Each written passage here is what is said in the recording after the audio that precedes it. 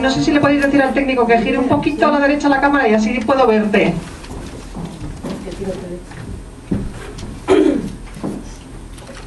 Solo con un... Ahí, perfecto. Perfecto.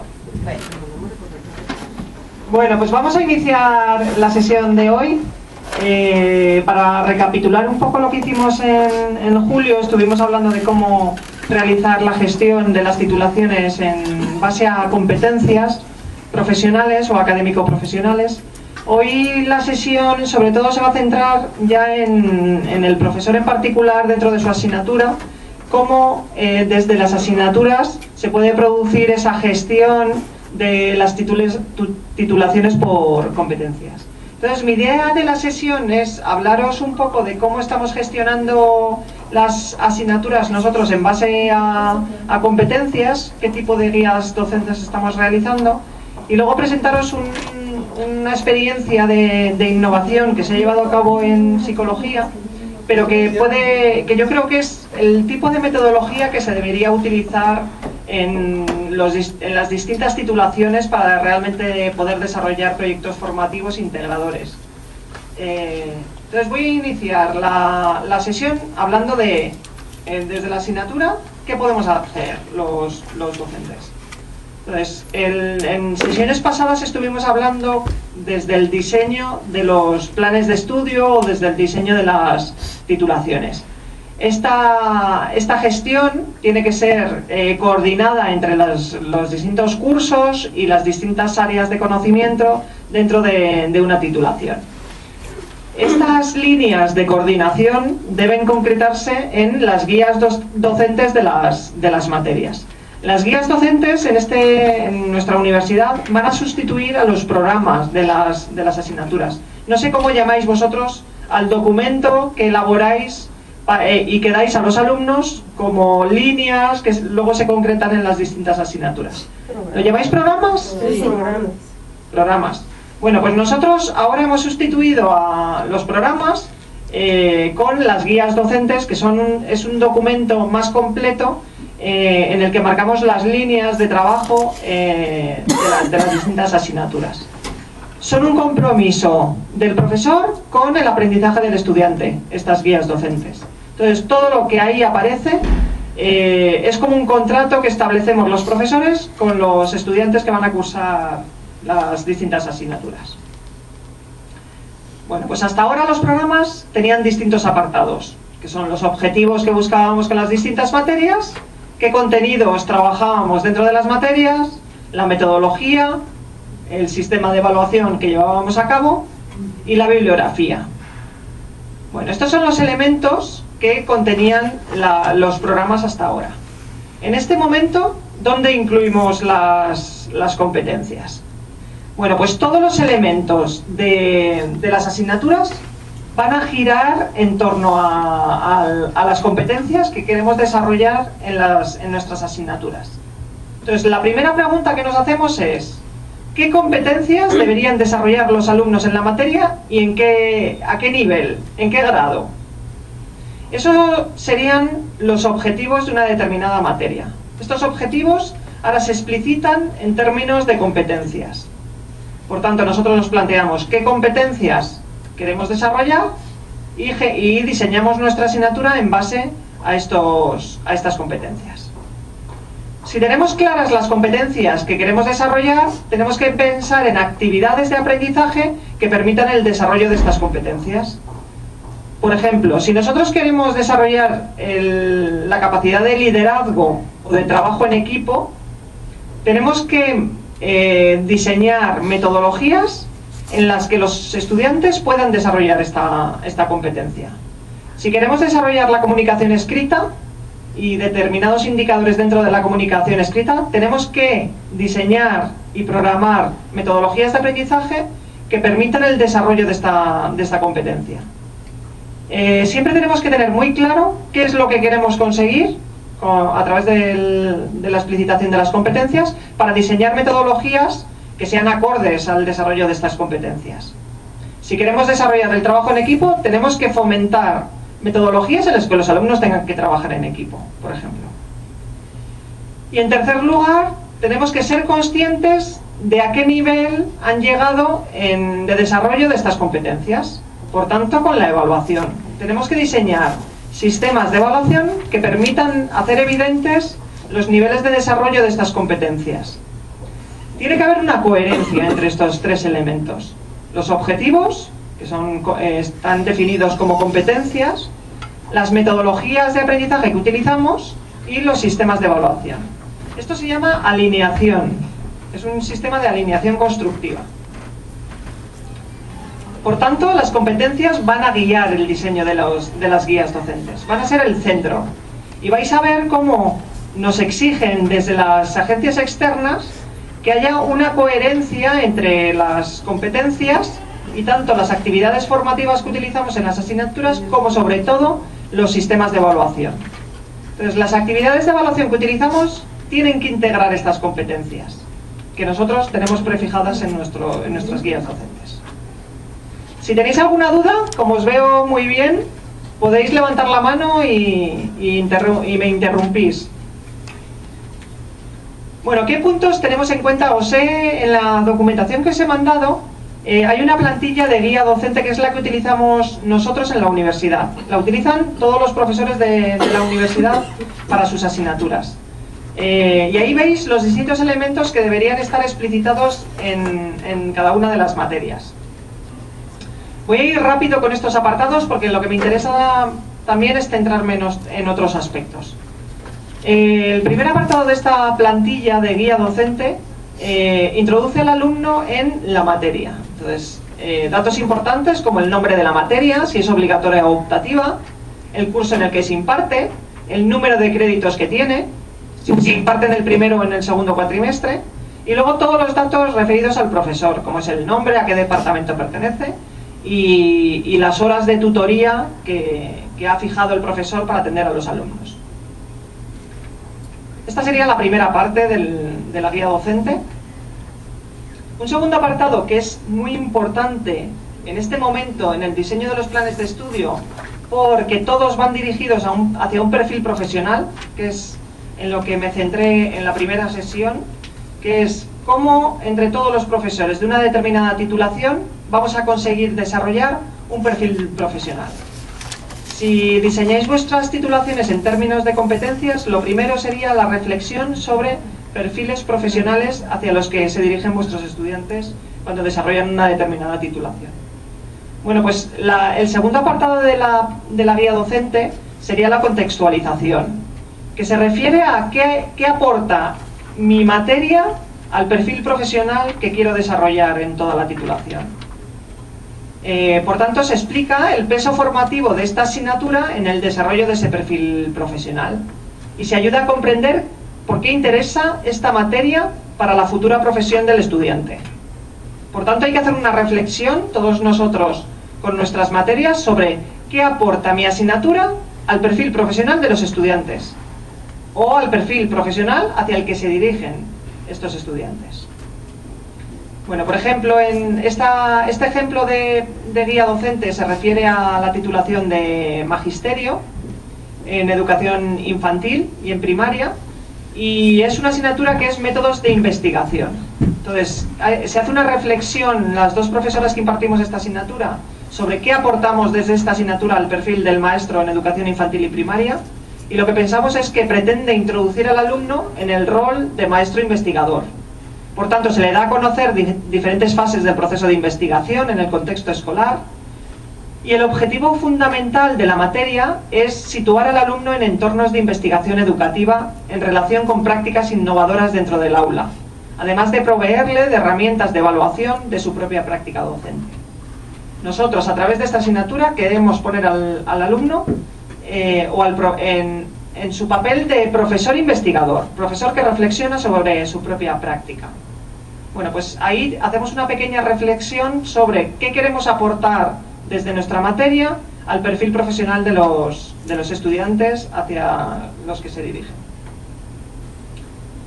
El siguiente apartado son las competencias, que es central dentro de las guías docentes. Entonces, cada profesor debe coordinarse con el resto de profesores porque entre todos tenemos que desarrollar un mapa de competencias. Hay que decidir por cursos qué áreas se van a dedicar más a unas competencias o a otras, y por áreas también cuáles van a ir dirigidas más a áreas específicas.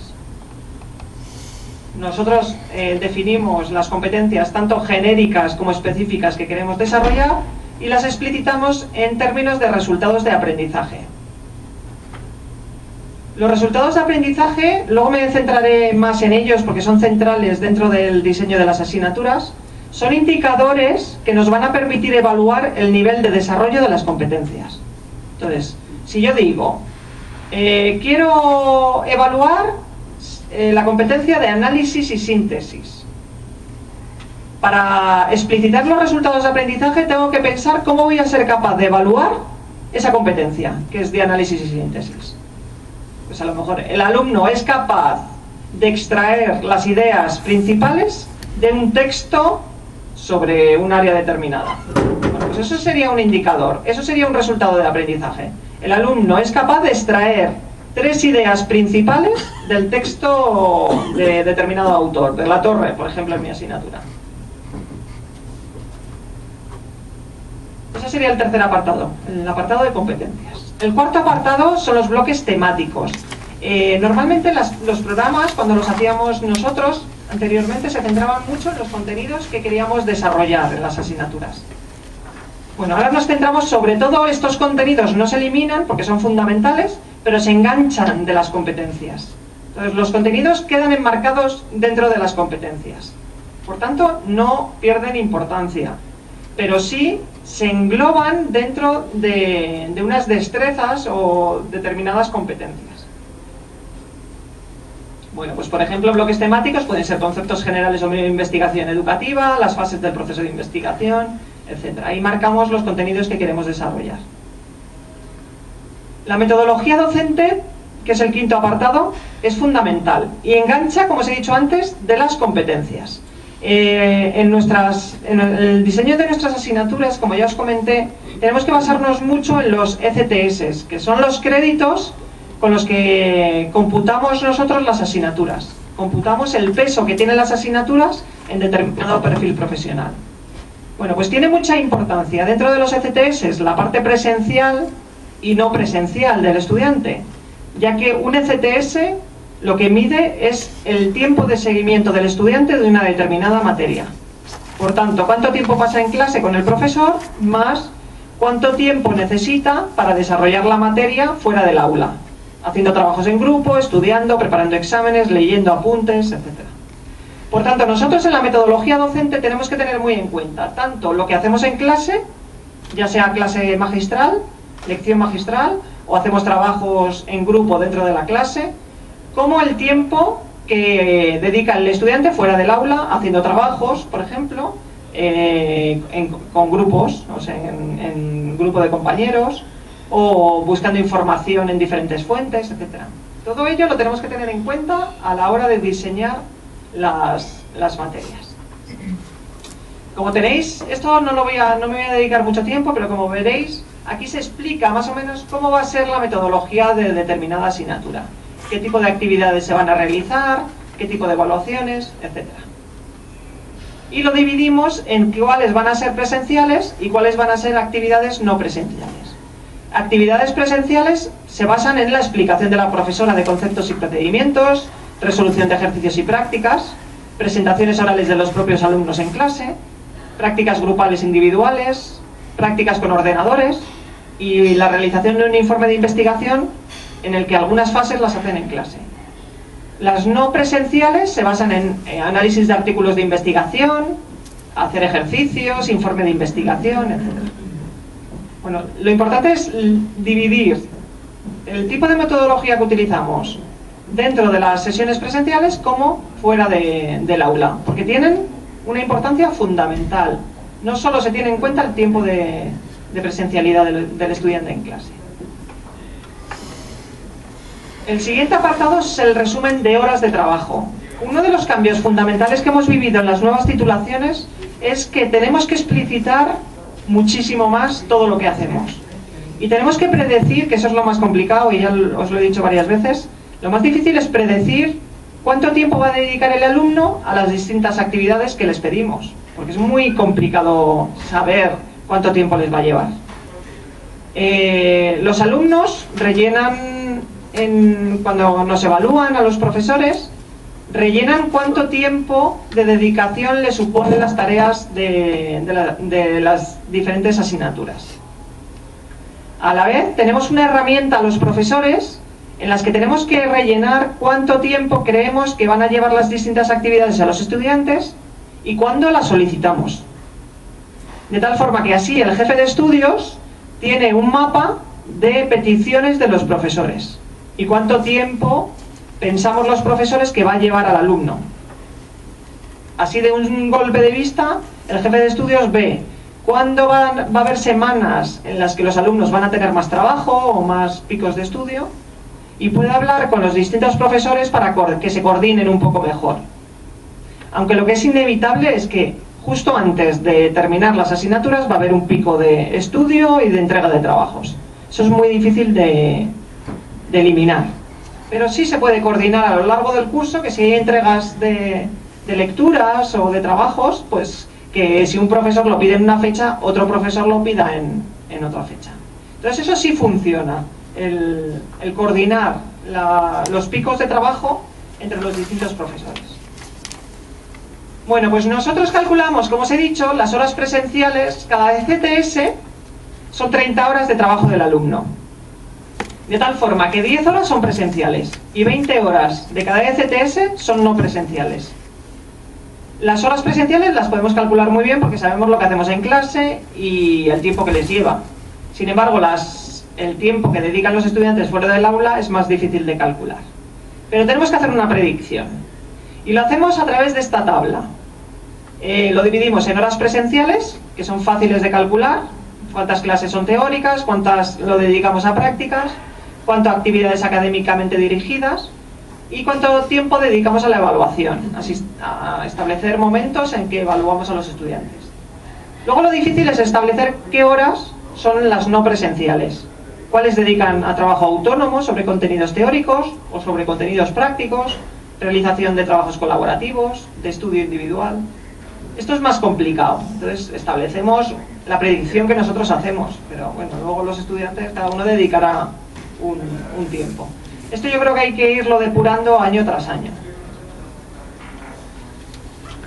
El séptimo apartado sería la evaluación, y es, dentro de la gestión por competencias, es lo más importante. En docencia, generando buenos sistemas de evaluación, se puede conseguir un excelente aprendizaje. Es el elemento fundamental dentro de la alineación constructiva que os hablaba antes, el sistema de evaluación que utilizamos. Entonces, en este apartado hay que incluir las actividades de evaluación que utilizamos, qué criterios tenemos en cuenta para calificar y qué peso tiene cada uno de estos criterios en la evaluación. De tal forma que si yo digo, yo les hago hacer un informe de investigación a los estudiantes, esa sería la actividad de evaluación, el informe de investigación que me tienen que entregar. Los criterios que yo integro dentro de esta evaluación son que haya una coherencia entre las distintas fases del proceso de investigación, que las fuentes que ha consultado sean fiables, que haya una buena comunicación escrita, que la presentación sea adecuada, etc. Yo me marco en una plantilla lo que yo considero fundamental evaluar en este trabajo de investigación. Este informe me va a permitir la evaluación de muchas competencias, no solo de si saben desarrollar bien el proceso de investigación, sino las competencias de análisis y síntesis, comunicación escrita, búsqueda de información, etc. Entonces, a partir de un trabajo, por ejemplo, de este tipo, se pueden evaluar bastantes competencias, siempre que las tengamos claras en las plantillas de evaluación. Luego os enseñaré cómo trabajamos en las rúbricas que llamamos a estas plantillas de evaluación, que son las más útiles para evaluar determinadas competencias genéricas que son más difíciles de evaluar.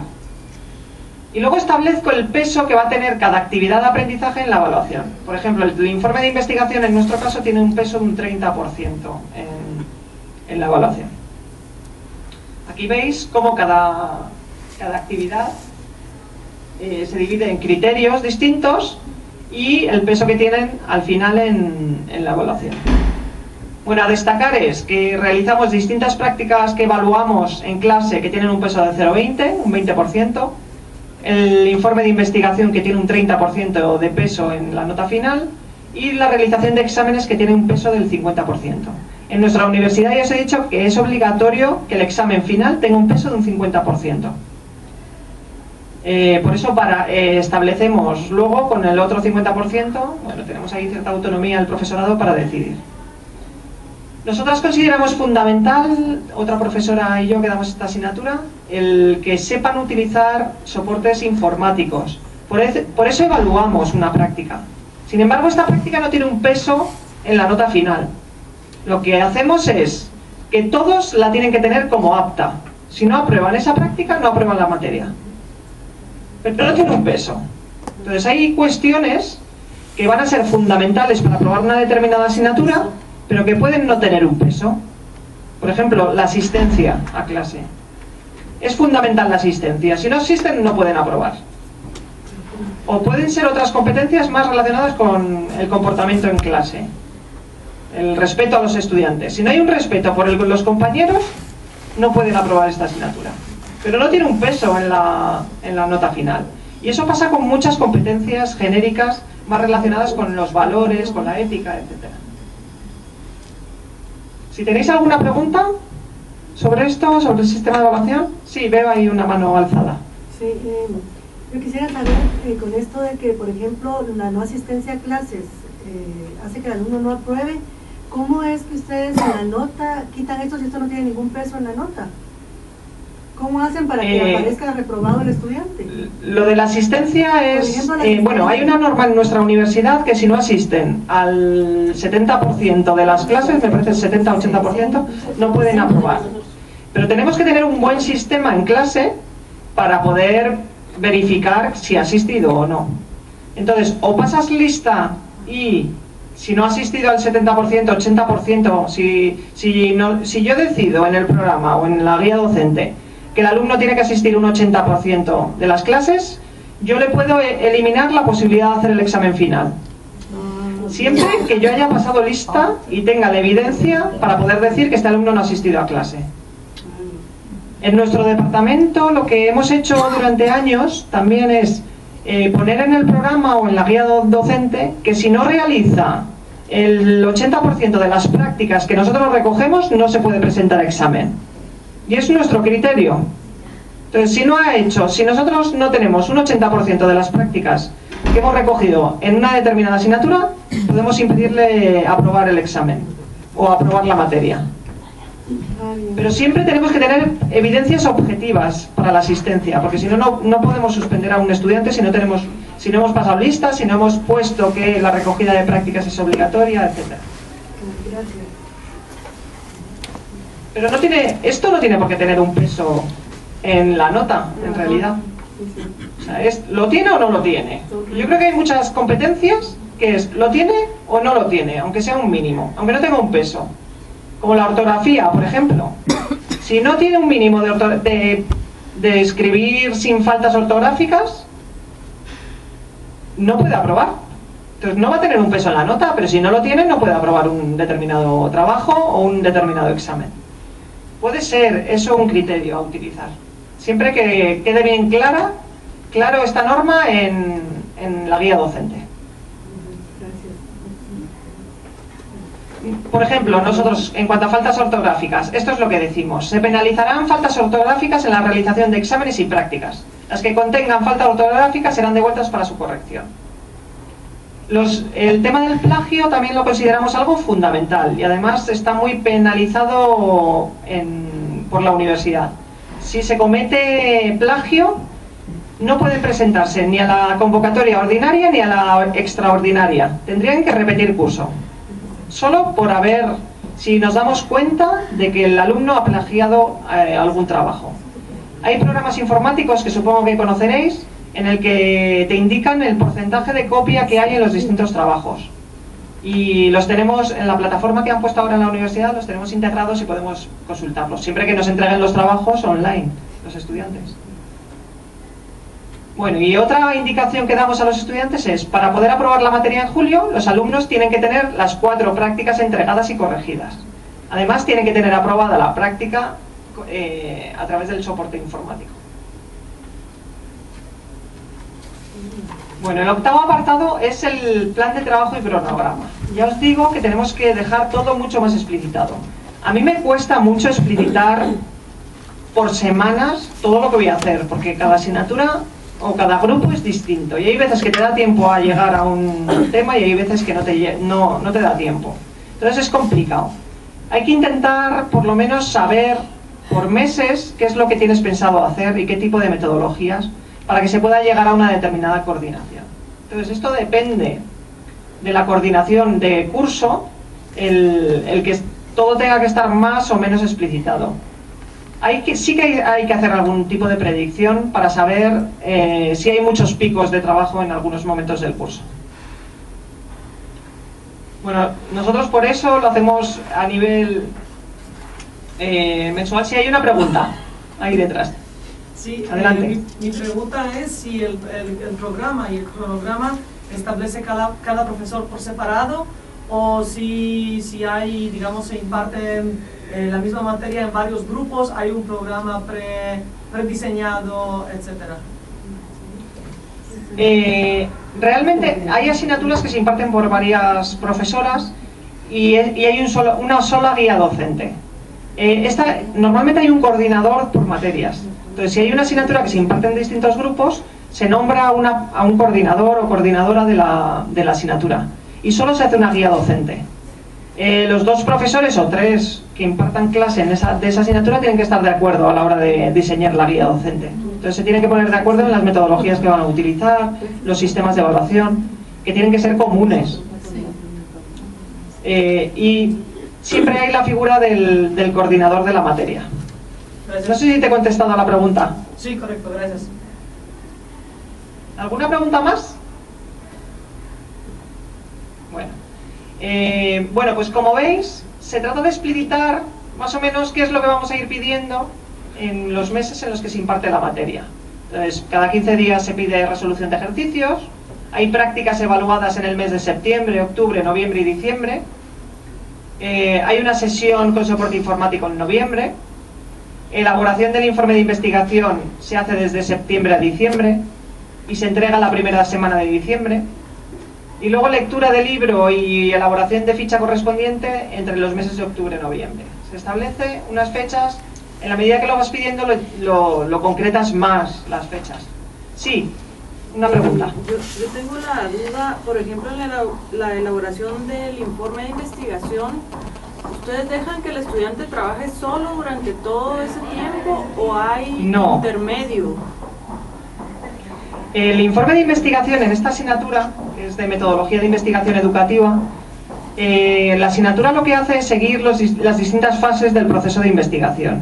Entonces, el fin de esta asignatura es la elaboración de un informe de investigación, pero se va trabajando profesores y las dos profesoras, cada una en un grupo, y los alumnos a lo largo de toda la asignatura. Entonces van desarrollando el informe de investigación a lo largo del desarrollo de la materia.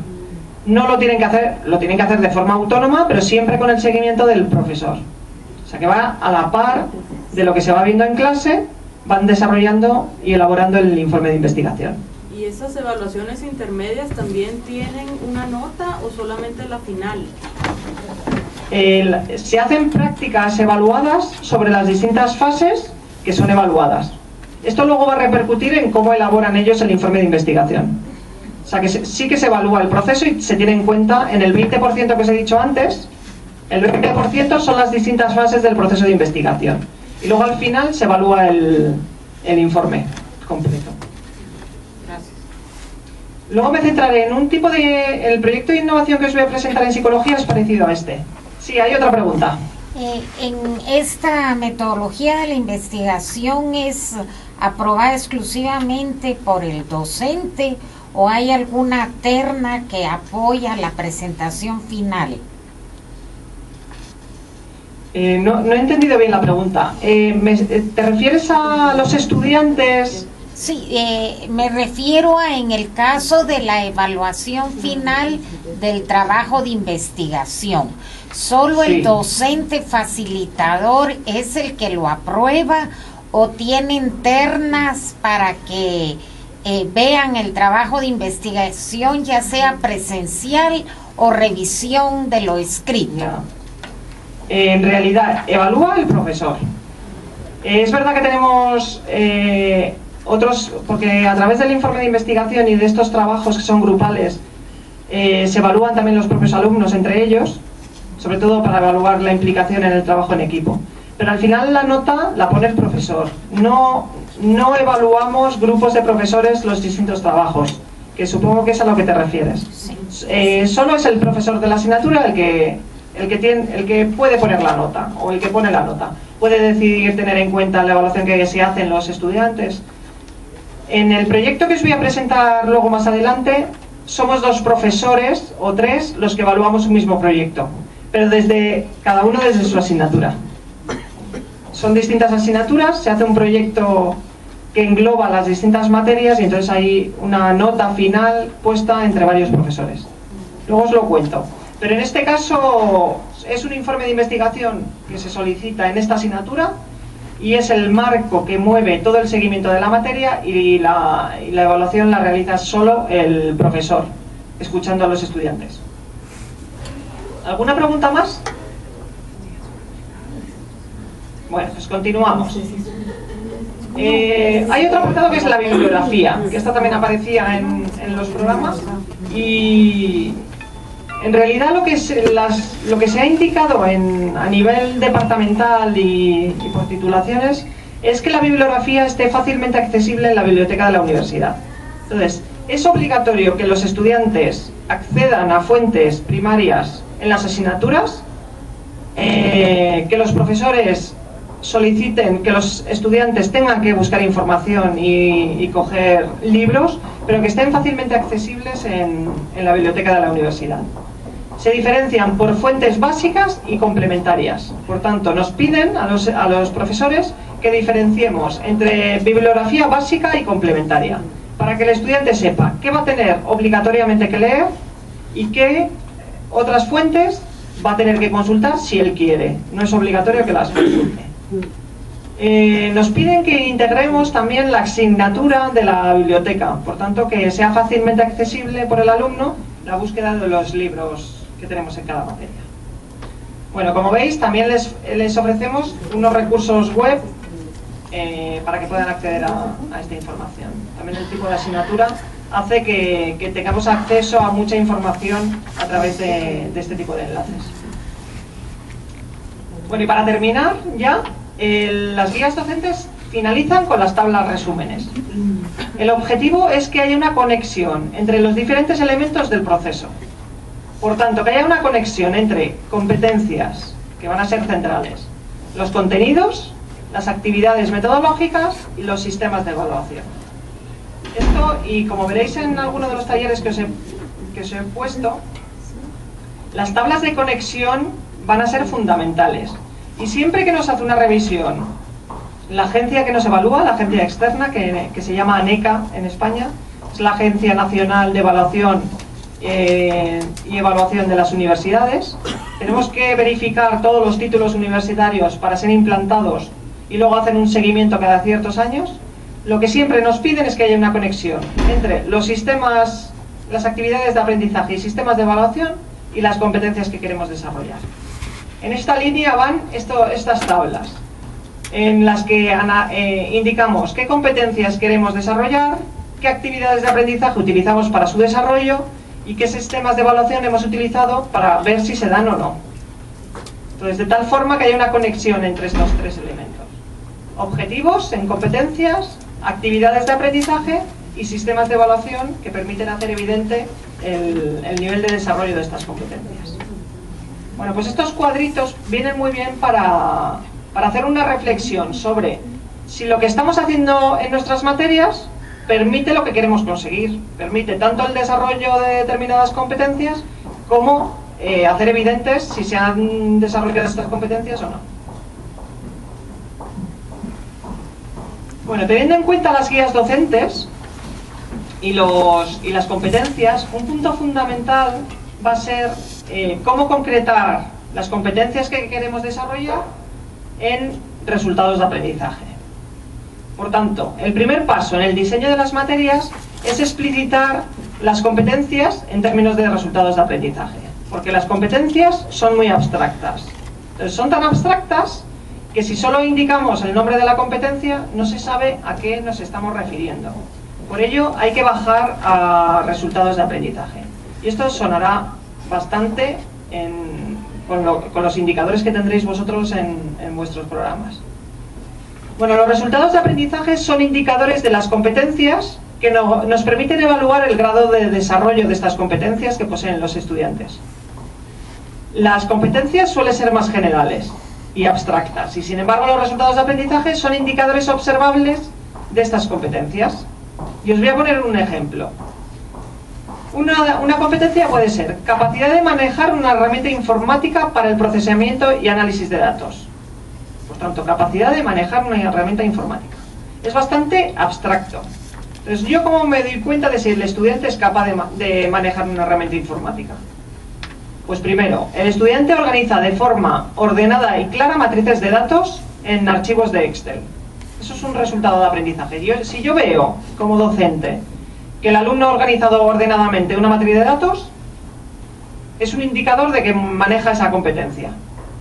El estudiante elegirá adecuadamente los métodos de análisis descriptivos básicos pertinentes en función de las características de los datos a analizar.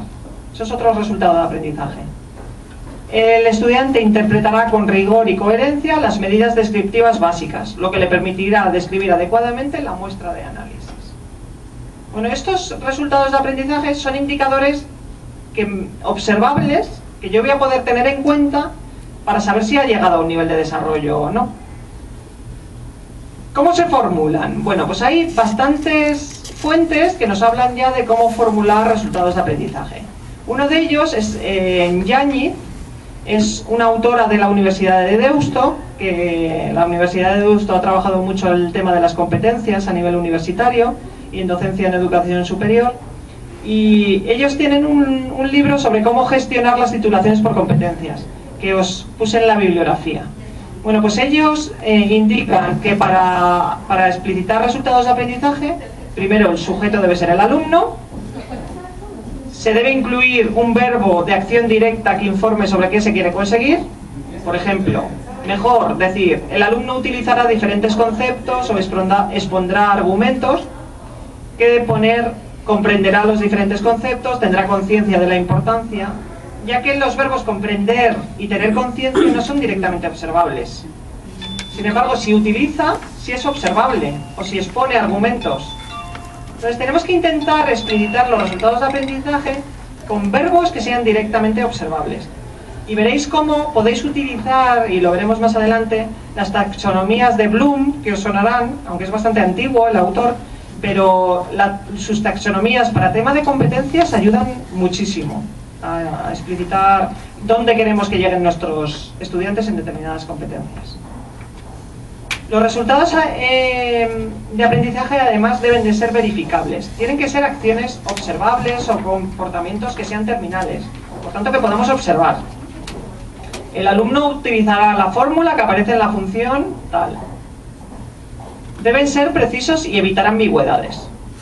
Conviene precisar el nivel de logro deseable. Por ejemplo, el alumno utilizará siempre, o escribirá sin ningún error, o no tendrá más de 4 faltas ortográficas. Hay que establecer de forma objetiva qué es lo que vamos a tener en cuenta y con qué no va a poder aprobar.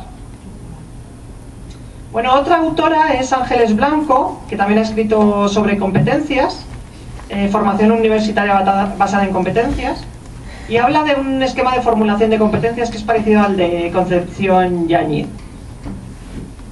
Hay que intentar integrar un verbo que especifique la actividad, elaborar, interpretar, diseñar, objeto de la actividad, un proyecto, un experimento, y con una condición, estableciendo qué es lo que les vamos a exigir, cómo lo tienen que hacer. Pues vamos a tener en cuenta que utilicen normas y procedimientos estándar, etc. Bueno, esto lo podéis consultar más adelante. Lo que sí tenéis que tener claro es que si queréis evaluar competencias, tenéis que tener resultados que sean observables, o debéis medir resultados observables. Y si queréis medir una competencia que es muy abstracta y muy compleja, tenéis que bajar a indicadores que permitan su evaluación. Hasta que no bajemos a indicadores que nos permitan ver el nivel al que han llegado, es muy difícil evaluar competencias. Bueno, esto es lo mismo, los resultados de aprendizaje de antes, para que veáis que se acogen a lo dicho anteriormente. Ahora lo que me gustaría que hicieseis para una reflexión, para que yo no hable tanto, es que penséis en una de las competencias genéricas que seguramente estáis desarrollando en vuestra asignatura, aunque no esté dentro de vuestros programas, pero vosotros tenéis claro que estáis desarrollando una competencia y que además la estáis evaluando, aunque luego no tenga un peso en la nota. Pero puede ser trabajo en equipo, análisis y síntesis, liderazgo, etcétera, la que vosotros consideréis. Pensad en una de las competencias que estáis desarrollando y lo que tenéis que pensar es en 3 resultados de aprendizaje que podéis utilizar para evaluarla. Venga, os dejo 5 minutos para que lo hagáis. Y lo ponemos en común, si os parece.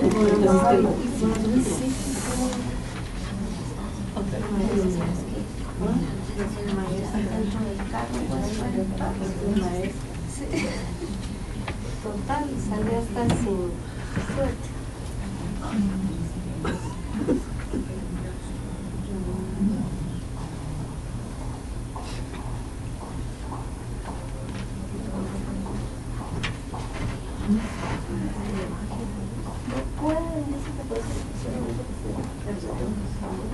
Se puede.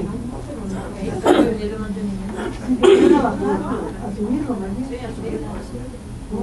Aunque el muchacho lo dijo que él no, pero él llama mantenimiento y lo voy a saber.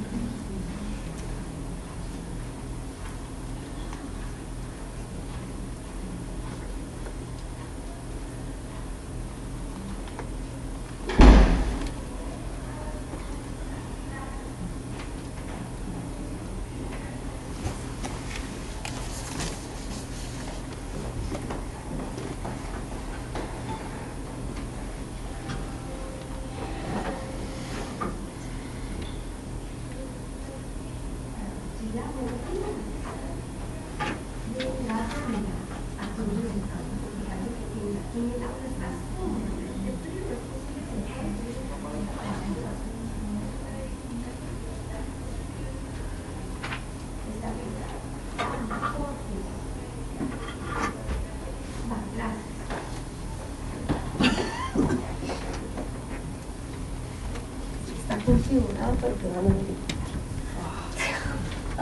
Y si cerramos la puerta, ¿no será que también será? Es que eso nos explicó la vez pasada. ¿Verdad? Que la puerta estaba abierta, el frío se ponía más fuerte. Entonces lo voy a hacer.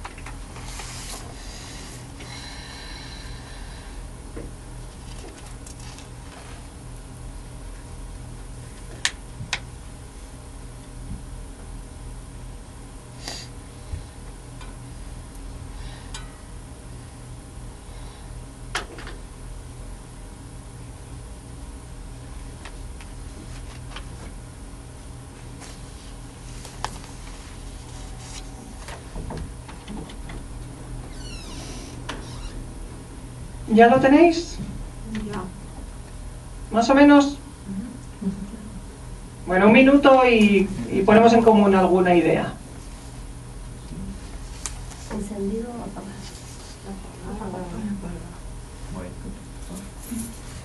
Gracias.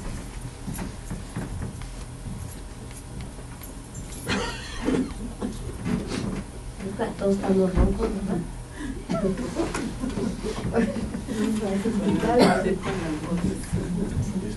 Ahora solo de vez en cuando se va a encender el ventilador, nada más, solo para que lo Gracias. Vamos a abrir la puerta. O de ahorita mientras que el aire está. Abro. Sí, se calienta.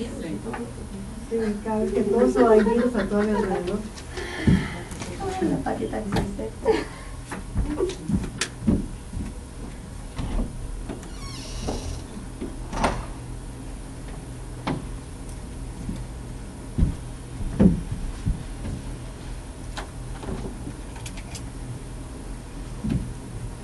Venga, ¿lo ponemos en común? ¿Os parece? Sí. A ver, decidme alguna de las competencias que habéis escogido. A ver quién se atreve. Muy bien. Yo elegí ¿Qué competencia has escogido? escritura madura. Muy bien. Escritura madura. Muy bien. ¿Qué indicadores puedes tener tú en cuenta para evaluar? Yo puse que el estudiante escribe párrafos que tienen idea principal, conectores, puntuación correcta. Otro indicador sería que el estudiante escribe párrafos que tienen coherencia entre sí. Y otro que el Muy bien. estudiante cita de acuerdo a normas APA. Muy bien. Bueno, pues esos serían 3 indicadores que vas a tener tú en cuenta a la hora de evaluar esta competencia. Entonces ya tienes un criterio. Luego, cuando tenemos en cuenta tantos resultados de aprendizaje, es imposible integrarlos dentro de las rúbricas que utilizamos. Y a lo mejor solo ponemos escritura madura. Pero tú en tu cabeza, como ya lo has escrito, tienes en cuenta estos aspectos a la hora de evaluar. Y es importante. Luego no nos podemos hacer rúbricas con todos los indicadores, porque es imposible para todos los alumnos. Pero sí nos permiten saber qué es lo que nosotros tenemos en cuenta a la hora de poner una nota a ese indicador. Decidme otra competencia que hayáis escogido. Yo escogí análisis. Análisis Como genérica y ligada a una específica de análisis para el modelo de colas en el curso de investigación de operaciones. Muy bien. Como resultados... ¿Y qué indicadores has puesto? El estudiante reconoce e interpreta correctamente las características operativas de un modelo de colas. Luego, Muy bien. El estudiante, después de leer información de algún caso, podrá distinguir y elegir el modelo adecuado para resolver el problema planteado. Y el tercero, el estudiante podrá graficar y explicar las curvas de los costos relacionados a un modelo de colas dado. Muy bien. Son indicadores que directamente permiten evaluar. Por tanto, vas a tener en cuenta esos indicadores a la hora de ver si realmente el alumno es capaz de hacer esa actividad. Y es a lo que hay que llegar. Cuando ponemos el alumno es capaz de conocer. Conocer es un verbo que directamente no es observable, aunque muchas veces lo utilizamos. Pero es mejor los verbos de identificar, extraer, interpreta adecuadamente. Ya lleva implícito, esos verbos llevan implícito que el alumno conoce, porque conocer directamente no es observable. Entonces, es preferible utilizar ese tipo de verbos, que son los que vais a tener en cuenta vosotros a la hora de evaluar determinados aspectos, más que conocer, comprender. Argumentar, por ejemplo, es un buen verbo, y ahora lo vamos a ver. Entonces, ¿alguno más quiere presentar su ejemplo? ¿O pasamos a lo siguiente? ¿Pasamos a lo siguiente? Bueno. Una vez que hemos establecido los resultados de aprendizaje de las competencias, con los ejemplos que habéis presentado, que son muy útiles, yo creo, para ver realmente cómo podemos evaluar las competencias, hay que pensar que las competencias hay que descomponerlas, porque son muy complejas. Por ejemplo, estableciendo niveles de dominio. Y hay veces que diferenciamos las notas de los estudiantes en un trabajo en función de los niveles de dominio en determinadas competencias. Entonces, hay una autora que se llama Ayes, que tenéis también en la bibliografía su libro, que lo que establece es qué indicadores se pueden tener en cuenta en las distintas competencias y además nivelados por superior, medio y bajo. Bueno, ella lo llama superior, bueno, mínimo e insuficiente. Entonces, diferencia distintos niveles de desempeño. Este libro está muy enfocado a competencias profesionales. Entonces, ¿cuándo podemos decir que una persona tiene un nivel alto en una determinada competencia profesional? Cuando lo tiene a un nivel bajo. Y define muy bien las distintas competencias. Entonces, este libro viene muy bien para entender qué es una determinada competencia y cómo podemos establecer niveles de dominio. A nivel universitario, creo que con 3 niveles del mínimo exigible, notable y sobresaliente es suficiente en algunas competencias. Y no siempre establecemos niveles diferentes. Pero sí tenemos que tener en cuenta que nosotros lo que queremos conseguir a lo largo de los cursos es que el alumno vaya construyendo mayores complejidades de aprendizaje o que adquieran un aprendizaje de mayor complejidad. Entonces, en los primeros cursos a lo mejor estamos exigiendo a un nivel de desarrollo las competencias y en la medida que va ascendiendo en los distintos cursos exigimos un mayor nivel. Y para esto nos ayudan mucho, como os he dicho antes, las taxonomías de aprendizaje. Por ejemplo, la taxonomía de aprendizaje es las que permiten establecer una progresión en el desarrollo de competencias o en el desarrollo del aprendizaje. Un nivel mínimo, por ejemplo, en el aprendizaje es memorizar.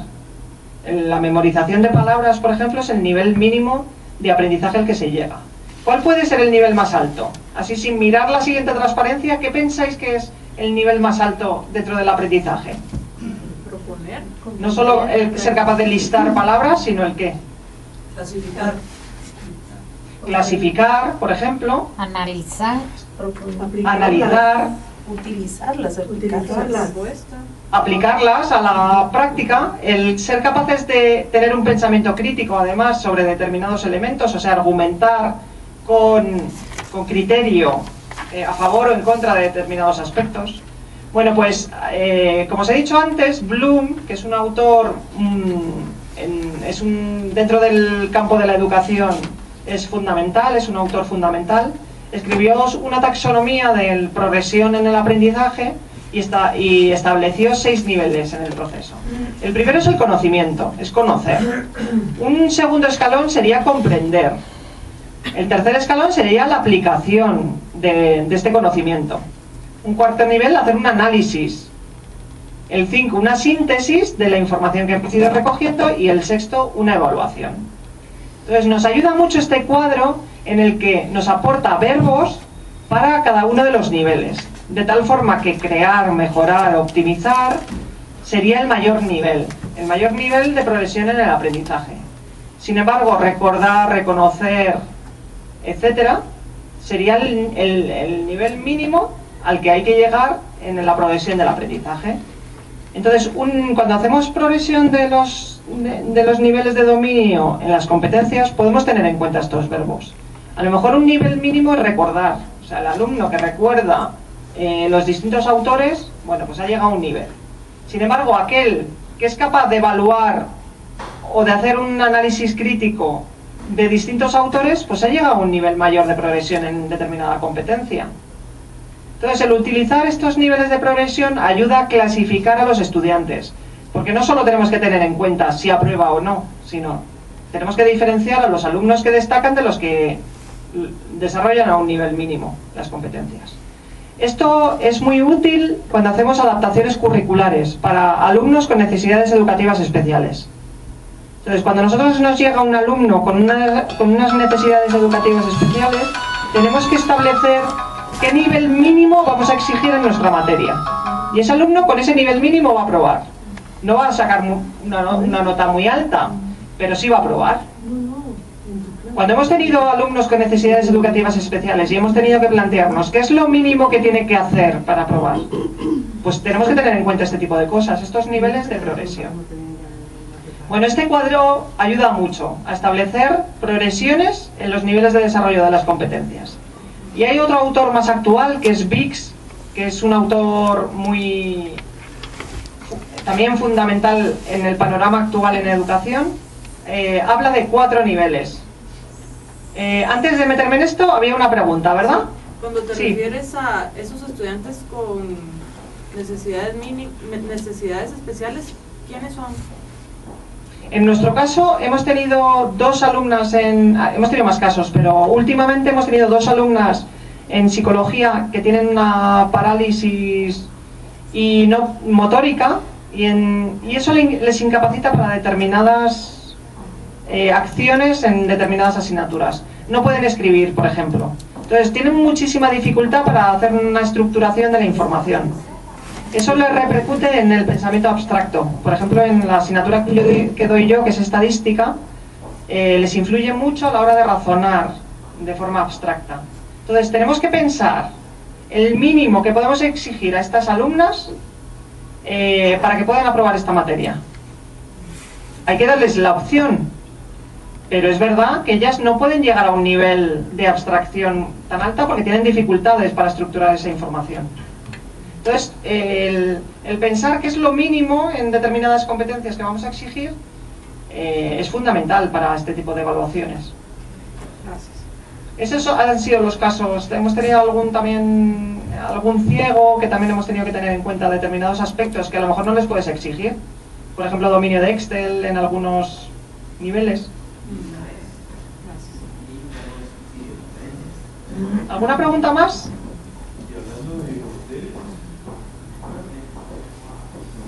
Bueno, pues seguimos. Bueno, la taxonomía de Bix, como ya os digo, establece 4 niveles. El primero es uniestructural, que corresponde con el de Bloom en los primeros niveles: identificar, reconocer, memorizar. Bueno, pues esto sería el nivel mínimo dentro de la escala del aprendizaje. Luego estaría el multiestructural, que sería clasificar, enumerar, describir. Por tanto, implica el uso de una mayor cantidad de información. Luego sería el relacional, que se trata de relacionar conceptos. Y esto es fundamental a la hora de pedir aprendizaje en los estudiantes. Y por último, el abstracto ampliado, que ya se trata de no solo unir información, sino establecer un pensamiento crítico sobre la información. Bueno, pues esto ayuda a establecer qué queremos conseguir. Entonces, en un inicio podemos pedir algo más, que esté en unos niveles básicos, ¿no?, dentro de los escalones del aprendizaje. Pero en la medida que van avanzando, deberían ir consiguiendo llegar a los niveles superiores dentro del progreso del aprendizaje. Entonces, ¿qué hacemos? Bueno, pues podemos establecer algunos niveles de progresión en las competencias. Por ejemplo, un alumno que va a ser el nivel mínimo, pues es capaz de interpretar de forma básica las medidas descriptivas básicas, de tal forma que pueda conocer los aspectos fundamentales de la muestra a analizar, en el campo de la investigación de la estadística. Un nivel notable, pues interpreta con rigor las diferentes características de las muestras, las relaciona cuando es necesario y relaciona varias variables para una más completa descripción. Por tanto, ya se establece una relación entre distintas variables. Y un nivel sobresaliente no solo interpreta con rigor y coherencia las diferentes características de la muestra, relaciona diferentes variables para un análisis más completo, que además sintetiza la información de forma informativa y clara. Bueno, pues para establecer niveles de dominio vas incluyendo niveles mayores de complejidad en el aprendizaje. Entonces, esto en todas las competencias es imposible hacerlo, porque es imposible cuando establecemos sistemas de evaluación. Pero la idea de qué es lo básico que voy a pedir lo que va a ser notable y lo que es sobresaliente nos ayuda para diferenciar, por ejemplo, en un trabajo lo que vamos a tener en cuenta como sobresaliente o como mínimo para probar. Y esto lo hacemos siempre de forma implícita todos los profesores. Cuando corregimos un trabajo, estamos estableciendo estas pautas. Entonces, si lo explicitamos, ¿qué vamos a tener en cuenta? Como mínimo, como notable y como sobresaliente, es mucho más fácil informar a los estudiantes sobre dónde he llegado. Entonces, por eso es muy útil hacer rúbricas, que luego os voy a enseñar algún modelo de rúbrica que a lo mejor vosotros ya utilizáis, que os va a permitir dar mayor transparencia a vuestros sistemas de evaluación. Es útil porque tenéis mucho más claro vosotros cómo estáis corrigiendo, qué estáis teniendo en cuenta a la hora de corregir, y al alumno le estáis diciendo, pues a lo que has llegado es a este nivel, pero no has llegado a este, o te has quedado en el nivel mínimo. Entonces eso ayuda mucho a la hora de expresar o dar un feedback a los estudiantes sobre cómo evaluamos los distintos trabajos que les estamos pidiendo.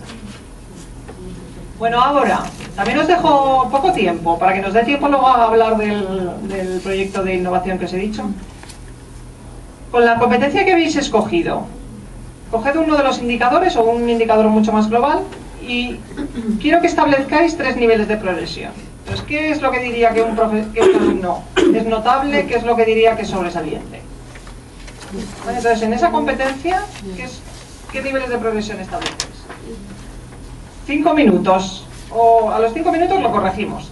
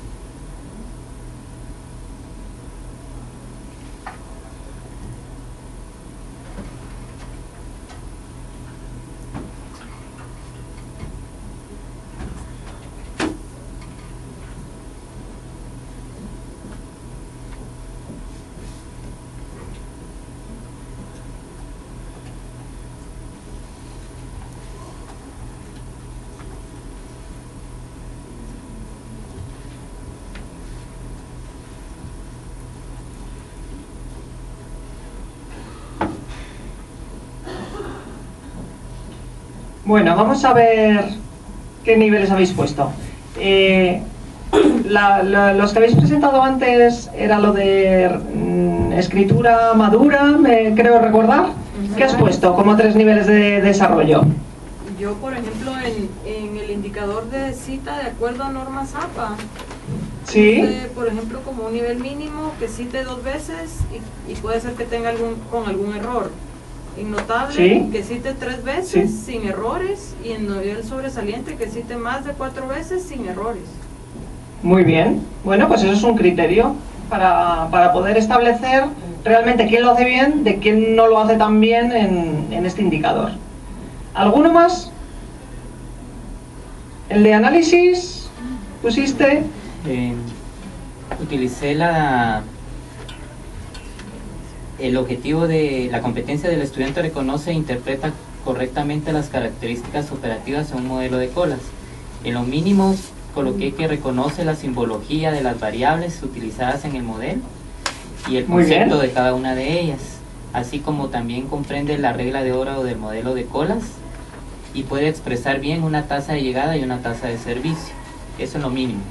En lo notable, que puede elegir el modelo adecuado para resolver un problema, que puede relacionar las características operativas entre sí para expresar el costo total del sistema y que puede utilizar correctamente el software o las fórmulas de los modelos. Y en sobresaliente, que puede traducir el impacto de cualquiera de las variables en el modelo al momento de que cambien los datos. Muy bien, muy bien. Yo creo que además tenemos la idea de los estudiantes que triunfan en nuestras materias y claramente se definen por estos indicadores.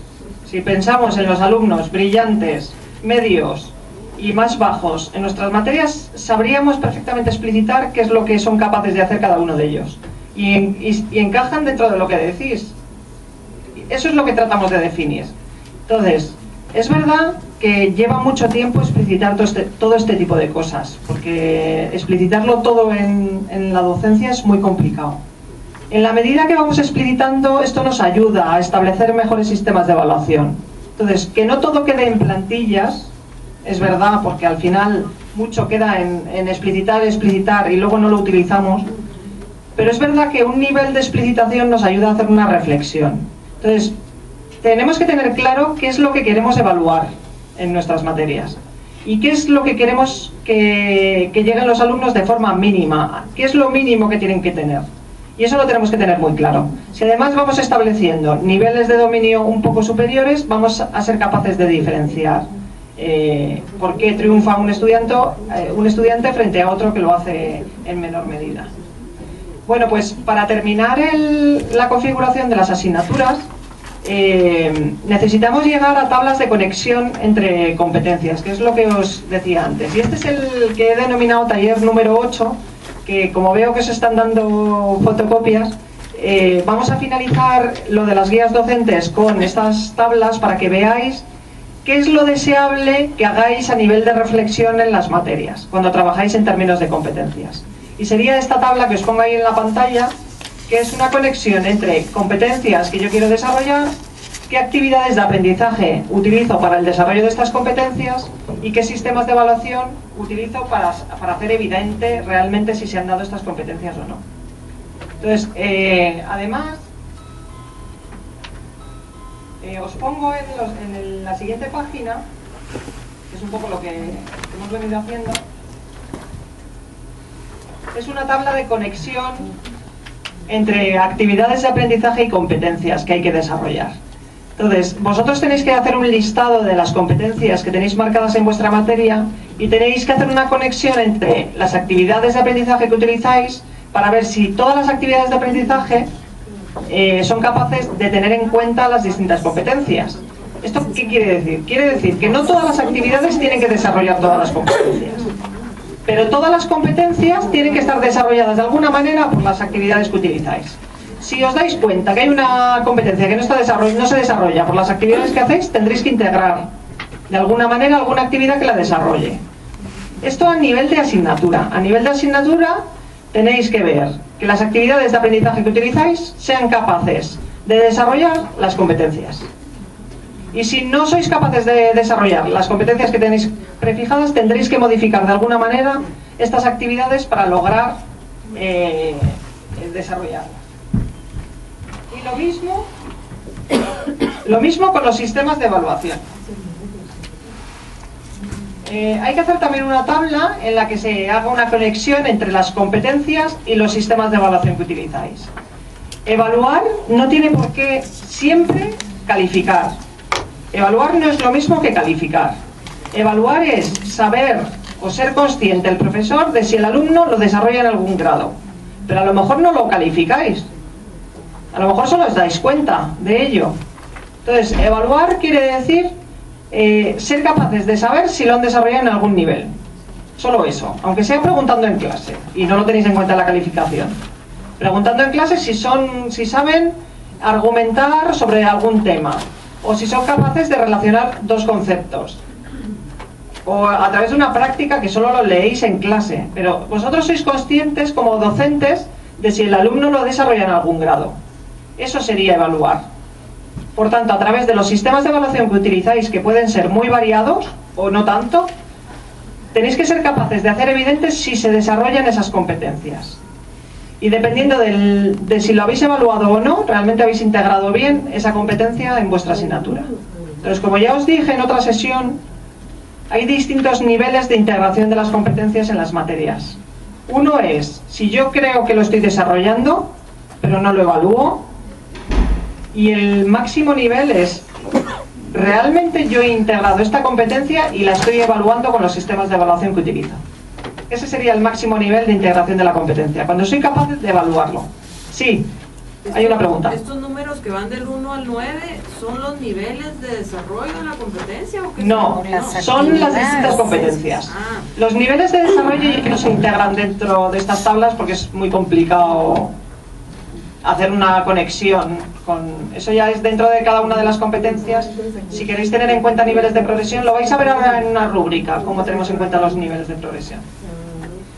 Os en esta práctica, en este taller, os digo que podéis leer unos artículos y capítulos de libro que os he mandado, en el que se presentan metodologías de aprendizaje para desarrollar competencias genéricas y sistemas de evaluación que permiten evaluar estas competencias.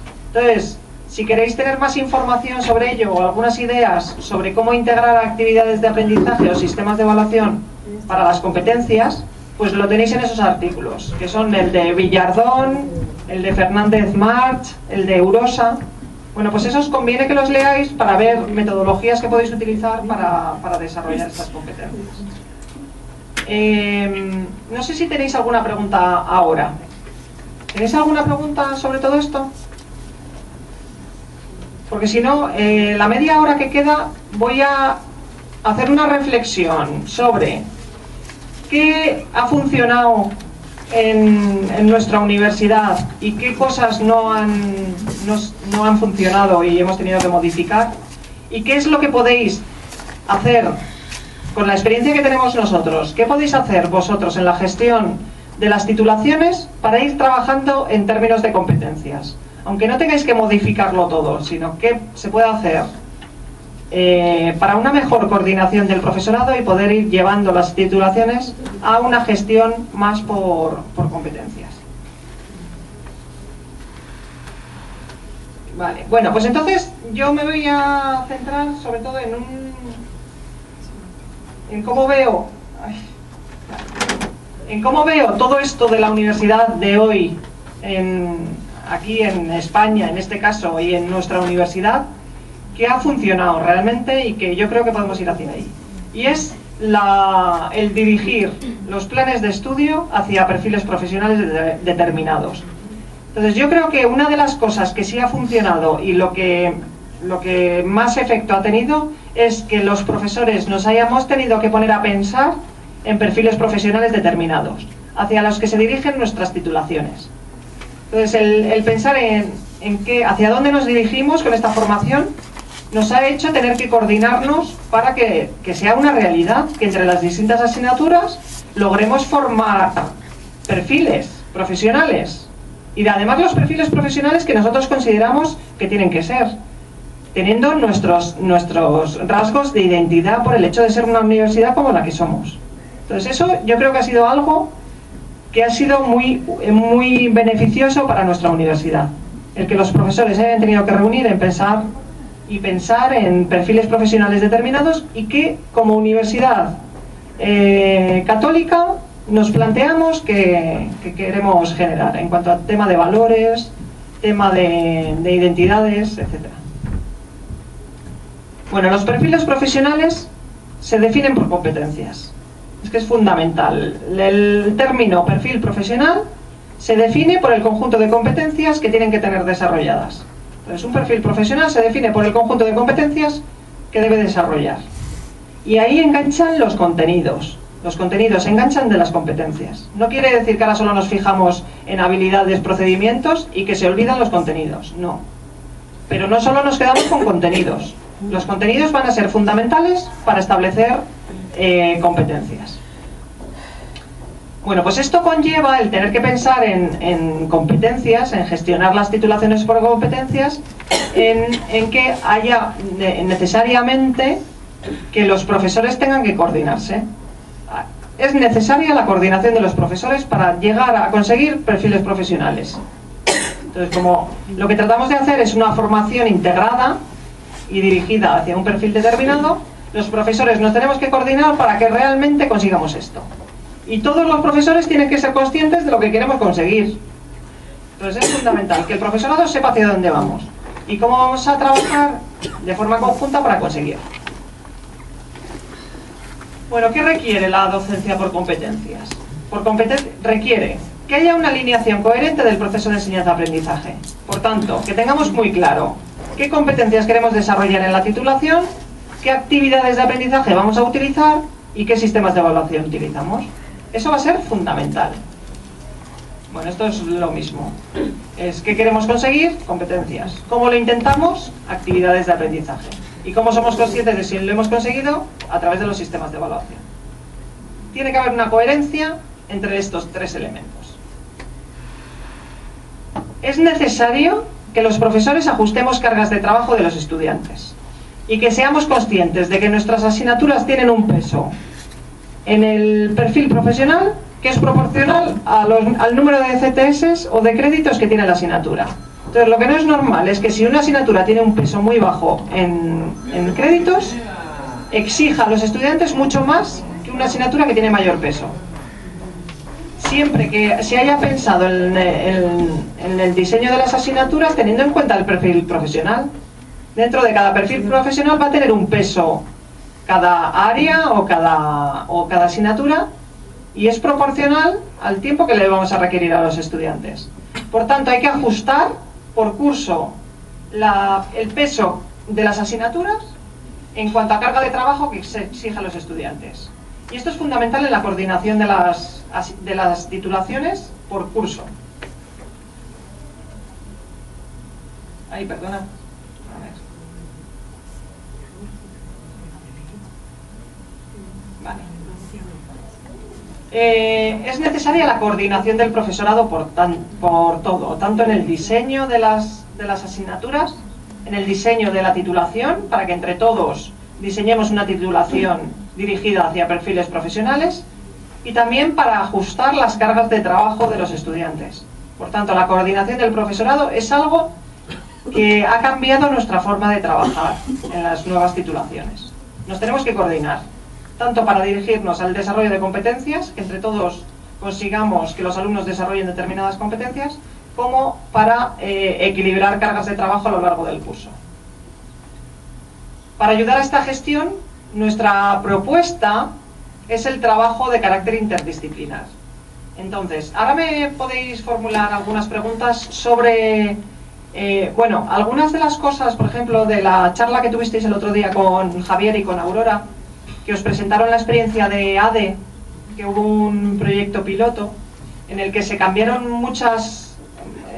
hubo muchos cambios a nivel estructural de la titulación que luego no se han mantenido en los nuevos grados.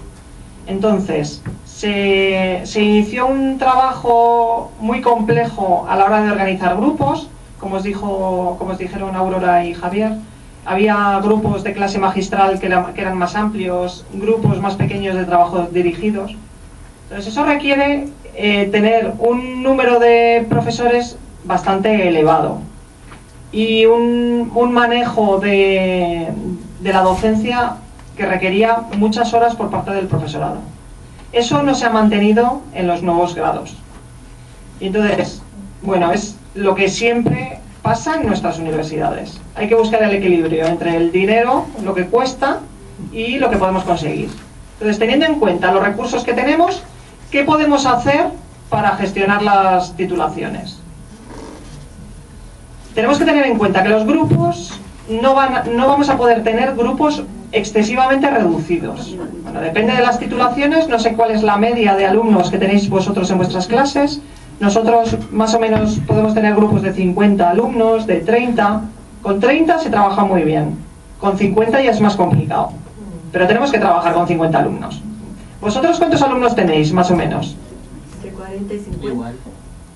40-50. La verdad que entre 40 y 50 ya es un número bastante elevado de estudiantes. Entonces, la forma que tenían de trabajar en el proyecto piloto eran establecer un horario para clases magistrales en las que se unían grupos muy numerosos de alumnos y luego clases en las que se dividían en trabajos dirigidos a los estudiantes.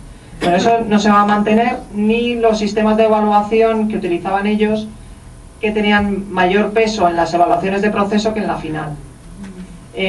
Todo eso yo creo que va en función de recursos económicos. Entonces, lo que tenemos que pensar es en fórmulas que, teniendo un número de alumnos como los que tenemos, que son 40-50, podemos llegar a gestionar adecuadamente esta docencia y establecer un sistema de evaluación que sea de proceso y además que sea formativo. Bueno, pues una idea que nosotros nos hemos planteado en distintas titulaciones y que yo creo que es lo que puede funcionar en los grados son los trabajos de carácter interdisciplinar. Entonces, es un reforzador de los perfiles profesionales. Entonces, si nosotros vamos dirigidos hacia perfiles profesionales y además por curso tenemos que buscar niveles de progresión, lo deseable sería buscar trabajos que sean interdisciplinares en cada uno de los cursos de algunas titulaciones. En algunos pegan más que en otros. Hay veces que no se puede hacer porque a lo mejor no hay un vínculo entre distintas asignaturas o porque los profesores tampoco se llevan muy bien para poder hacerlo. Y para hacer este tipo de innovación tiene que haber un buen vínculo entre el profesorado del curso y de las asignaturas. Bueno, esta propuesta es fundamentalmente por 3 razones. La primera, nos ayuda a acercarnos a los perfiles profesionales, y entonces se ve esta formación más dirigida hacia un fin común y no fragmenta la formación que se da en las distintas asignaturas.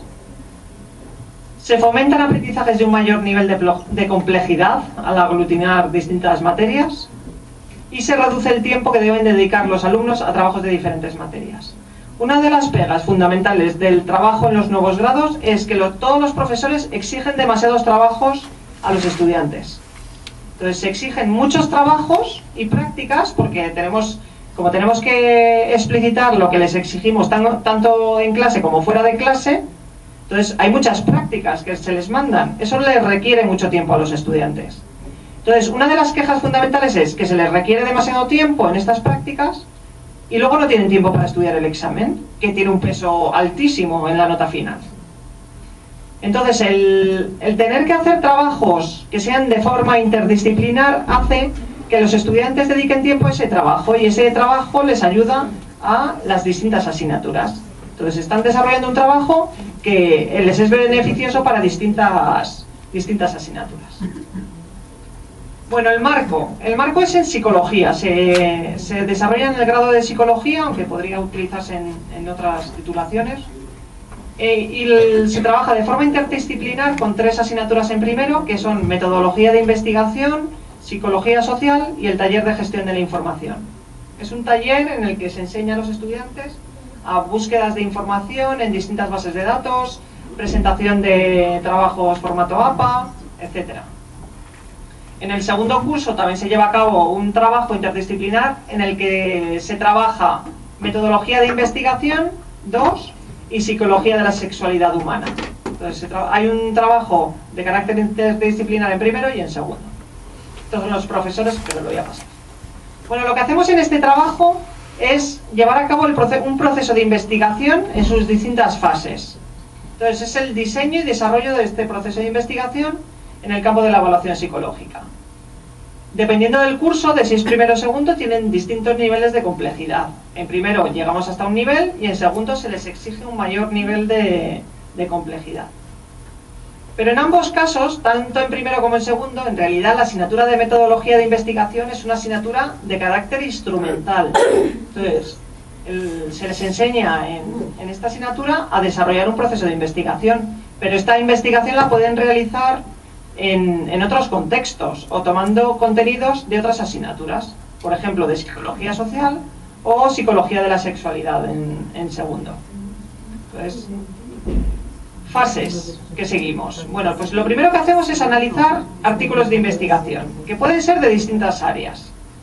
En ellos se presentan instrumentos de evaluación, que luego van a utilizar para aplicar a una muestra. Entonces se realiza un diseño de investigación y se administra un instrumento de medición en una muestra. Los alumnos tienen que aplicar estos cuestionarios o escalas en distintas muestras. Se organizan los datos, se hacen los análisis estadísticos pertinentes y se obtienen conclusiones. Y tienen que redactar un informe de investigación, en el que las citas y bibliografías sean en formato APA, que es la Asociación de Psicólogos Americanos, y tomamos sus criterios de presentación de trabajos y de referencias para trabajar. Todo esto nos ayuda al taller de gestión de la información, que es una de las asignaturas. Los profesores lo que hacemos es una evaluación del trabajo y damos un feedback a los estudiantes para que lo puedan mejorar.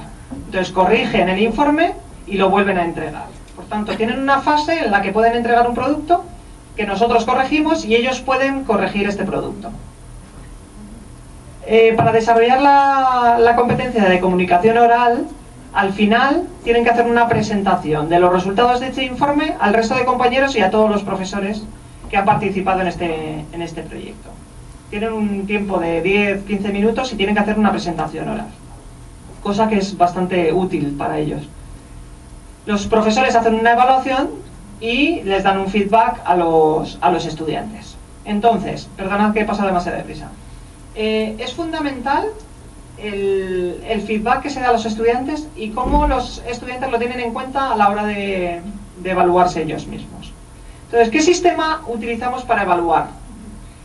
Las competencias que queremos desarrollar con este trabajo son las competencias genéricas: capacidad de análisis y síntesis, capacidad de organización y planificación, capacidad de toma de decisiones, resolución de problemas, comunicación oral y escrita en lengua nativa, capacidad de gestión de la información, conocimientos de informática, trabajo en equipo, identificar distintos diseños de investigación. Estas ya son competencias específicas de nuestras asignaturas, la de identificar diseños de investigación, identificar y medir variables, etc. Bueno, estas son las competencias que tratamos de desarrollar y son comunes a las distintas asignaturas. Luego, cada asignatura puede tener en cuenta determinadas competencias específicas asociadas a su materia. Y utilizamos distintos instrumentos para evaluar. Lo primero es la evaluación del informe de investigación, en el que utilizamos una plantilla. Entonces, esto es una rúbrica. Ahora lo que os voy a enseñar es la rúbrica que utilizamos para evaluar. Y aquí se establecen los niveles de progresión de las competencias. Entonces, el primer criterio que tenemos en cuenta es la redacción y la ortografía. Entonces, lo que queremos es que tengan claridad, precisión y ausencia de faltas ortográficas. Y esto lo evaluamos de 1 a 5. Entonces ponemos los profesores que evaluamos este trabajo, cada uno tenemos esta plantilla para cada trabajo y vamos poniendo una puntuación. En este indicador de claridad y precisión ponemos una puntuación de 1 a 5. Luego tenemos en cuenta la estructura del informe. También ponemos una puntuación de 1 a 5. Exposición oral de los resultados. Pues si son comunicativos, amenos, seguros, si responden adecuadamente a las preguntas planteadas. Valoración de la presentación en PowerPoint. Entonces todos estos indicadores los evaluamos. Y luego la calidad del trabajo. Tenemos en cuenta la introducción, si aclara la importancia del constructo, si explica el proceso de elaboración del cuestionario, descripción de la muestra, descripción de variables de interés, relación entre variables, etc. Y luego las citas y referencias. Bueno, esta rúbrica lo que hace es tener en cuenta los distintos indicadores que nosotros creemos que son importantes a la hora de elaborar este informe de investigación y tienen un peso en la nota final del trabajo. Entonces, una forma de ser muy claros y objetivos a la hora de evaluar un trabajo, que es lo que más cuesta, evaluar trabajos. Entonces, esto es lo que nos sirve para poner una puntuación al trabajo de investigación. Esto es uno de los criterios que utilizamos para evaluar. Entonces, nosotros hacemos esto, rellenamos esta rúbrica y les damos un feedback a los estudiantes sobre los errores que han cometido. Y ellos nos vuelven a dar el trabajo corregido. Esto lleva tiempo al profesor, pero es como realmente aprenden los estudiantes, cuando tienen la oportunidad de corregir todo aquello en lo que han fallado. En segundo lugar, lo que hacemos es que los estudiantes evalúen a sus compañeros. Y entonces utilizamos esta segunda rúbrica. Esta presentación os la mandaré también para que lo tengáis. Esta es muy fácil de rellenar. Lo único que nos interesa aquí es que los estudiantes evalúen la implicación de los compañeros en el trabajo. Entonces solo nos dicen, se evalúan a sí mismos y a los compañeros.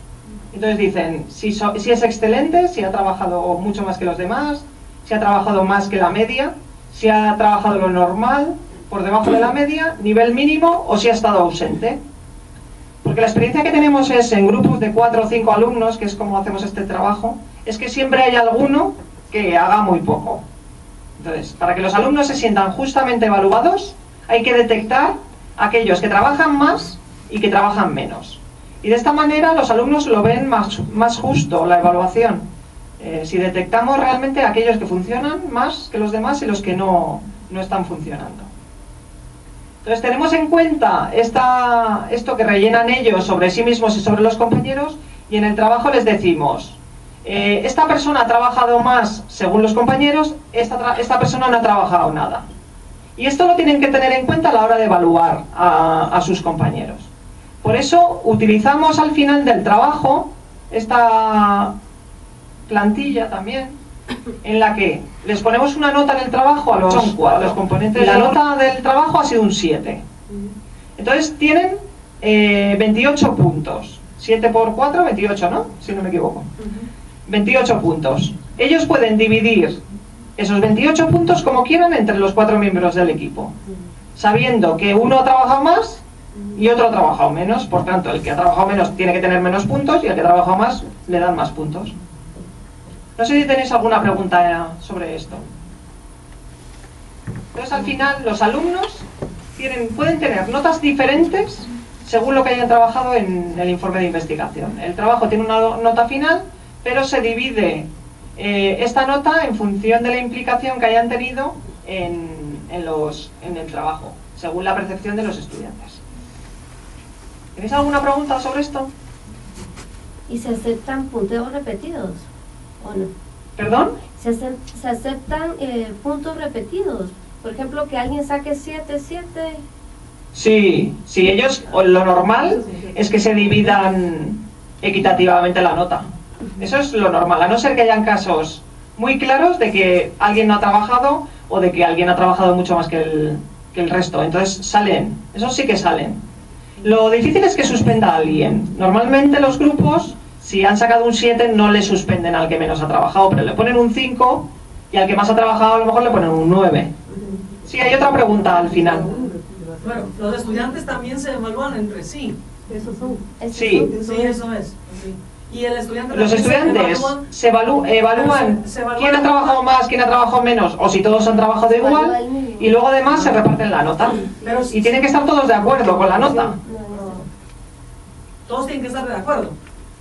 Todos tienen que estar de acuerdo, si no, hay que llegar a un acuerdo. Claro, ahí sé que generan conflictos, pero los tienen que solucionar. Entonces, es la forma, hay mucha investigación sobre cómo evaluar trabajos en grupo, mucha. Entonces, se han llegado a fórmulas de ponderación en función de criterios de implicación, etc. Son fórmulas bastante complejas. Al final, lo que queremos detectar es aquellos que trabajan más y aquellos que trabajan menos. sobre todo para que los alumnos se vean justamente evaluados. Entonces esto es una técnica que no lleva demasiado tiempo, porque es fácil de llevar a la práctica, y sí que se ve cierta justicia en la evaluación. Pero bueno, no es la solución perfecta, porque en realidad el producto del trabajo muchas veces no se ve con la nota final que obtienen los estudiantes. Pero bueno, es una fórmula, es una forma de ver cómo han trabajado. ¿Alguna pregunta más? Sí. No me queda claro algo, digamos, este total que puede tener el trabajo, que es el que se va a dividir entre los integrantes. Sí. ¿Ese total es el que está en el programa o es el total que merece ese trabajo? A ver, nosotros ponemos una puntuación al trabajo en función de los criterios que os he enseñado antes, de redacción, de muestra, etcétera. Todos los indicadores esos se obtiene una nota final del trabajo, que puede ser un 7,8, por ejemplo. Eso lo multiplicamos por el número de componentes del grupo. La nota que obtiene el trabajo por número de componentes, y tienen un total de puntos, y esos puntos ellos lo pueden repartir como quieran. Ah, bueno, sobre lo que merece el trabajo. Eso es. O sea, al final la nota del trabajo puede ser 7, puede ser 6, puede ser 5. Eso se multiplica por el número de componentes del grupo. Y luego lo pueden dividir los puntos como quieran. Entonces, si obtienen un 5, ha habido veces que alguno ha suspendido. Porque a alguno le han dicho, mira, nosotros nos ponemos un 6 y tú que no has hecho nada, tienes un 1 o tienes un 2. Y lo tienen que aceptar, porque el alumno que ve que no ha hecho nada, pues lo acepta. No tiene criterio como para decir, no, a mí no me suspendáis.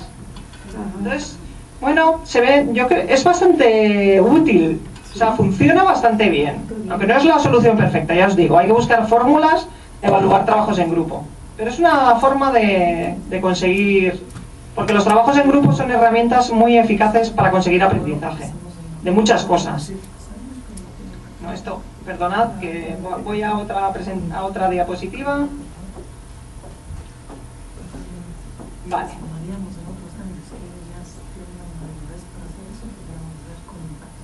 Bueno, ¿cuáles son los puntos positivos que yo veo en este proyecto de innovación?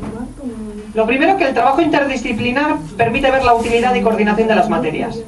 Y muchas veces no la ven los estudiantes. Esto motiva el aprendizaje del estudiante. Ve la conexión entre distintas materias. Y esto es interesante. La realización de estos trabajos reduce la carga de trabajo requerida a los alumnos por cada asignatura. Entonces, como tienen que hacer un proyecto común, están trabajando distintas asignaturas, pero en un mismo trabajo. Y eso reduce trabajos parciales que están haciendo en muchas asignaturas. O trabajos grupales que tienen que hacer en muchas asignaturas. Entonces esto ayuda. Corregir el trabajo una vez entregado es muy formativo. O sea, si tú corriges un trabajo y eso no va a repercutir en la nota, o sea, te dan un trabajo, le pones una nota y ya da igual que lo corrijan o no. El alumno casi ni lee las correcciones que le haces. Casi ni lo lee, porque como no le va a repercutir en la nota, le da igual.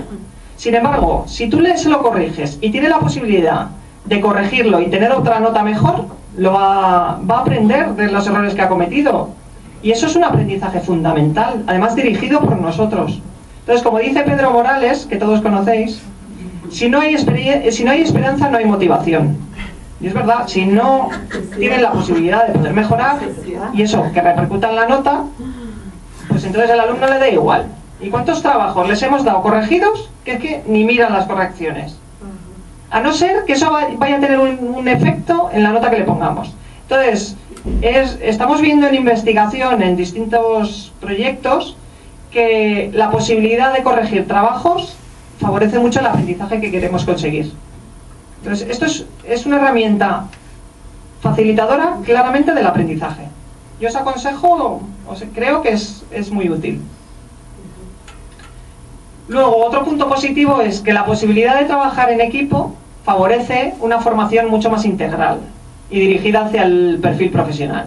Surgen problemas en primer curso que son fundamentales para seguir la carrera, para seguir los distintos cursos de la carrera. Tienen que aprender a trabajar en equipo. Y si surgen problemas, que siempre surgen, los tienen que aprender a solventar. Y tienen que saber que trabajar en equipo es complicado y que hay que aprender a manejar los problemas que van surgiendo. Otro punto positivo es que el hecho de posibilitar que cada miembro del equipo pueda tener notas diferentes le dota al trabajo de una mayor justicia en la evaluación. Y es lo que falta en la evaluación de los trabajos en equipo. La justicia en la evaluación. Ellos no lo ven, porque al final se pone la misma nota a todos y cada uno ha trabajado diferente. Entonces, creo que esto favorece que sea más eficaz el trabajo en equipo y que ellos lo perciban como una herramienta eficaz para su aprendizaje. Esto es un poco creo, lo fundamental como herramienta de trabajo de los nuevos grados. Creo que pensar por curso este tipo de metodología de aprendizaje sería muy bueno. O sea, es una forma de trabajar que aporta una mayor integración de las distintas asignaturas. Además, el nivel de complejidad que puedes ir estableciendo por curso marca lo que quieres conseguir. Y además que los profesores estén de acuerdo en qué va a ser fundamental por cada uno de los cursos y por cada una de las titulaciones. Entonces, ya para terminar, que nos quedan unos minutos, sí me gustaría que me plantearais inquietudes que tenéis o dudas sobre cómo poder hacer realidad una gestión por competencias de las titulaciones. Yo creo que es la forma de pensar a través de los distintos perfiles profesionales ayuda mucho a la gestión de las titulaciones. Entonces hay que empezar a nivel global como titulación, bajando a nivel de curso que queremos ir consiguiendo en cuanto a niveles de complejidad desde primero a quinto o los cursos que tengamos. Bueno, pues unos minutos para que me planteéis aquellas inquietudes, dudas que podáis tener sobre cómo llevar a cabo una gestión de las titulaciones por competencias en vuestra universidad. Sí. A mí la duda que me surge es, por ejemplo, aquí en la universidad tal vez el 80% de los docentes son docentes horarios que solo vienen, dan su curso y se van. ¿Cómo hacer para que con un grupo así haya ese tipo de coordinación que se necesita? Has dado justo en uno de los puntos clave del proceso. Cuando hay muchos profesores por hora que solo van a dar clase y se van, es complicado incluirles en proyectos de coordinación. Creo que es necesario establecer en el horario huecos de coordinación. Creo que es la solución. No sé si se puede llevar a cabo. Nosotros lo vemos difícil establecer estos huecos. Habría que programar sesiones de coordinación y es obligatorio que todos los profesores asistan. Entonces nosotros hacemos algunas reuniones. Es verdad que los profesores que trabajan fuera, que son muchos, por ejemplo en magisterio, son muchos los que además son maestros. Por tanto, vienen a dar determinadas asignaturas y luego se van al centro donde ellos están trabajando. Pero es necesario establecer reuniones de coordinación al menos por curso. Y creo que de esa manera se solventaría. Un profesor que se implica en un claustro no solo tiene que venir a impartir sus clases e irse, sino que deberían estar implicados en reuniones de coordinación. Pero es complicado, es uno de los puntos difíciles. En la investigación que hicimos en ADE, uno de realmente los que menos implicaban en todo el tema del espacio europeo eran los profesores por horas. Porque claro, no están dentro del colectivo de profesorado, ni viven, ni pueden dedicar el tiempo que podemos dedicar los que tenemos de dedicación. No sé si tenéis alguna pregunta más. Sí. He observado en los programas que en ninguno hay prerequisito. ¿Es algo que así se hace por no colocarlo o el alumno puede perder un curso y asignarse el siguiente? Es verdad que no pone prerequisitos, también por el tipo de asignaturas que yo os he presentado, en el que realmente no hay prerequisitos. Aunque esté en segundo curso, no hay prerequisitos en primer curso. Es verdad que, por ejemplo, en segundo de psicología, la asignatura de metodología de investigación, sí que tendría como prerequisitos tener dominio del primer curso de metodología de investigación. Sí que puede haberlos. No siempre los hay, estos prerequisitos, pero puede haberlos. A lo mejor los ejemplos que yo os he presentado no tenían en estos casos. No siempre se cierra, de todas maneras. Creo que en psicología puedes no tener aprobado primer curso y poder aprobar segundo, pero no es lo habitual. No sé si tenéis alguna cuestión más. Sí, alguna.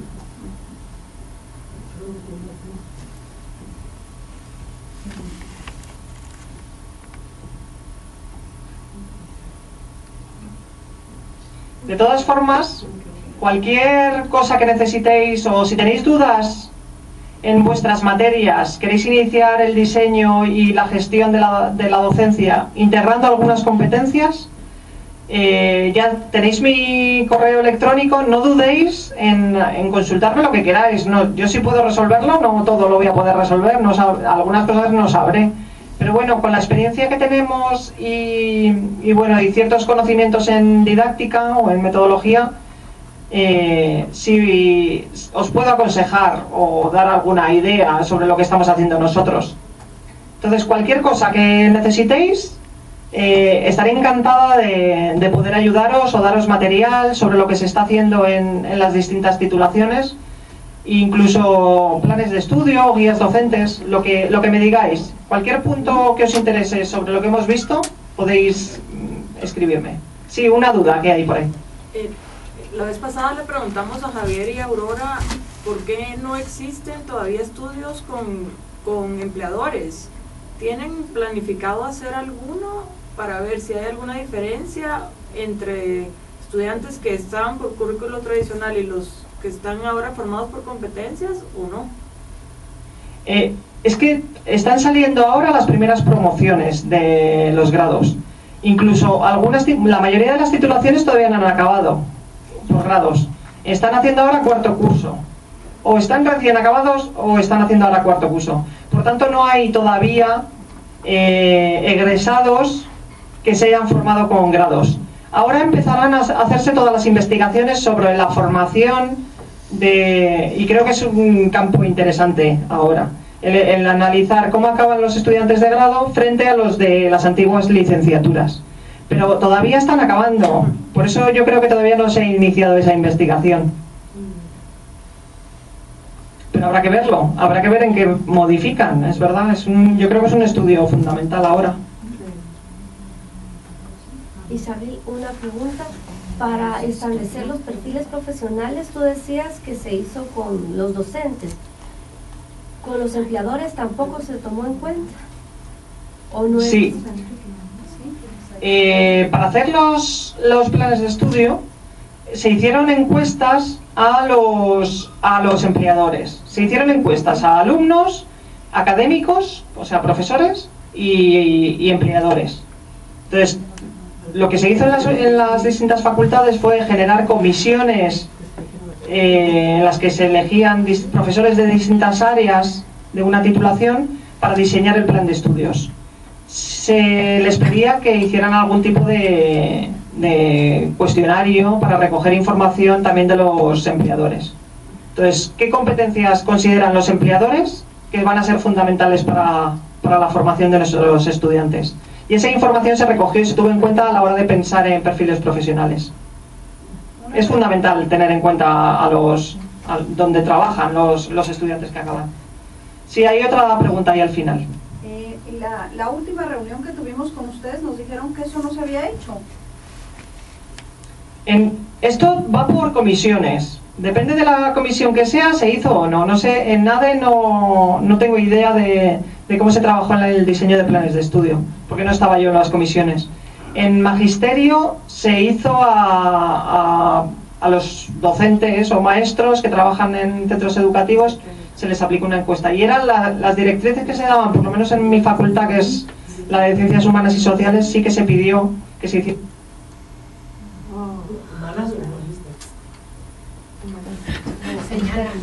Nuestra área se metieron más hacia adentro de la materia y eso tomaba en cuenta. Habría que preguntar para el cambio de las materias curriculares y aprendiendo también para el perfil, para el perfil profesional, para lo que no han hecho es para ver el resultado. Exactamente. Pero no, ahora le voy a pedir a Raquel. Ah, no, sí, eso sí. Yo tengo ahí... No, ellos dijeron que no para la evaluación de los egresados. Yo lo que pregunté fue la evaluación de las competencias. Hay diferentes egresados que habían salido antes y ahora les acuerdo a los que tienen Eso no nos habían dicho que no. Eso dijeron que no, los anteriores. Por eso. Pero para el perfil todo, no para eso. Y de ahí nacen las competencias. Son miles de encuestas que hicieron a empleadores. ¿Y qué es el resultado? Y desde ahí salieron cuáles son las competencias. Es para el perfil profesional que necesitaban. Lo que hacemos ahora nosotros también. Cuando hemos hecho las evaluaciones para las acreditaciones, hemos averiguado qué áreas nuestros egresados aprenden. Eso es lo que se hace. Solo que me pregunta que una cosa, porque yo creo que muchas, a nivel empresarial, creo que muchas competencias. Exactamente, entonces como que si nosotros ahí pasamos hace un mes, como unas 4 horas, así como consolidando nuestro conocimiento y comprensión de competencia, es una encuesta a empresas donde no hay departamentos específicamente desarrollados para, por ejemplo, desarrollo de carrera, etcétera, etcétera. Pero si vamos, por ejemplo, en Guatemala, la mayoría de empresas ni siquiera tienen un departamento de recursos humanos. Los empleadores siempre dedicaban que sea más fuerte con el tema de investigación. Las personas que trabajaban con eso. Lo que se Es que creo que tal vez no te dicen la competencia Uno- sí, pero uno intuye intuye, lo que ajá, te dicen exactamente. ellos, qué competencia es Lo la que que tenés uno que puede hacer es reforzar. un cuestionario con preguntas que ellos entienden, pero que uno sabe, esta está bien, estas son de tal Para tal competencia. competencia. Porque también puede conllevar margen de error, ¿verdad? De tu interpretación. Y aquí en Guatemala la mayoría, el primer filtro son las empresas de recursos humanos o las que ¿Me recibís? reclutan. Que se ha cortado justo en el último momento. No sé cuál ha sido la pregunta que me habéis... Y si no, ya finalizamos la sesión porque tenemos otra videoconferencia aquí en España. La duda era, yo entiendo que todos hicieron su perfil de egreso y sí le hicieron encuesta a empleadores. Lo que no han hecho es una encuesta de egresados, de cómo evalúan a los egresados, pero sí lo hicieron todos para el perfil. A ver, para el perfil lo normal es preguntar a los empleadores qué tipo de formación tienen en cuenta a la hora de contratar a nuestros estudiantes. Eso es lo que en algunos casos se hizo, no sé si en todos, porque eso dependió de las comisiones que se nombraron para elaborar los planes de estudio. Pero lo deseable es tener en cuenta los distintos colectivos para saber hacia dónde nos dirigimos como formación. En nuestro caso, en educación, preguntamos a los maestros qué tipo de formación pedían o valoraban en los estudiantes de magisterio. Muy bien, pues lo dicho, cualquier cosa, estoy pendiente de vuestros mails y encantada de haberos estado con vosotros durante varias sesiones.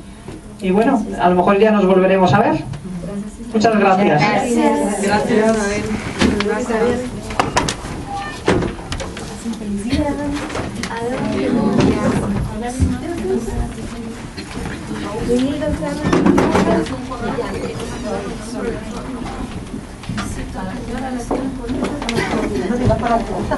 Elisa, ¿te molesta con una firma?